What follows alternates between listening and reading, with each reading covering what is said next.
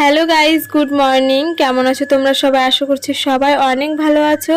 আরও একটা সুন্দর মিষ্টি সকালের শুভেচ্ছা জানিয়ে আমি আমার ভিডিওটা শুরু করছি। তো প্রথমে সকালে ঘুম থেকে উঠে আমার বাসি কাজগুলো সেরে নিচ্ছিলাম। যেমন প্রথমে ঘরগুলো ঝাড় দিয়েছি, সমস্ত ঘর, তারপরে উঠান ঝাড় দেওয়া, বাসন মাজতে আজকে হয়নি যেহেতু কালকেই আমি বাসনটা রাতেই মেজে রেখেছিলাম খাওয়ার পর।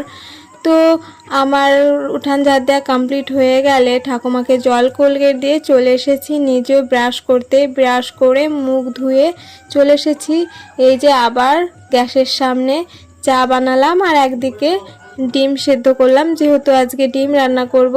তো আমার ডিম সেদ্ধ করা কমপ্লিট হয়ে গেছে। আমিও জল বিস্কুট খেয়ে চলে এসেছি রান্নাঘরে রান্না করতে। প্রথমে ডিমগুলোকে ভালো করে ছাড়িয়ে নিচ্ছিলাম। আর আমার ঠাকুমা তো রসুন পেঁয়াজ খায় না, এর জন্য ঠাকুমার জন্য একটা ডিম ভাজবো, সেটা আর সেদ্ধ করিনি। তো ডিমগুলো সিদ্ধ হয়ে গেলে যা যা মশলা লাগে সেইগুলো গুছিয়ে নিচ্ছিলাম, সমস্তটা কাটাকুটি করে নিচ্ছিলাম। আর এই গরমে রান্না করতে তো ভীষণই অবস্থা খারাপ হয়ে যায়। তো আমার ডিম ভাজা হয়ে গেছে, তেলও গরম হয়ে গেছে। তেলের উপর একটা তেজপাতা দিয়ে আলুগুলো দিয়ে ভালো করে প্রথমে ভেজে নিলাম।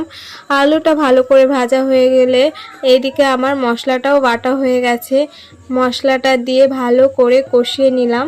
এরপর একটু জল দিয়েও আবার মশলাটা বা আলুটাকে ভালো করে কষিয়ে নিলাম। তারপরে জল দিয়ে দেব। আমি তরকারিতে গরম জলই দিই, কারণ হাঁড়িতে বেশি করে জল দিয়ে রাখি। তারপরে হাঁড়ির জল গরম হয়ে গেলে সেখান থেকে তরকারিতে তুলে তুলে দিয়ে দিই, এরপর চাল দিই হাঁড়িতে। তো অলরেডি আমার রান্না কমপ্লিট হয়ে গেছে। আজ বাবাও বাড়ি নেই, সকাল থেকে চলে গেছে। বাবা কোথায় যাবে, কোন আশ্রমে জানি না, বাবা এখানে সেখানে যেতেই থাকে।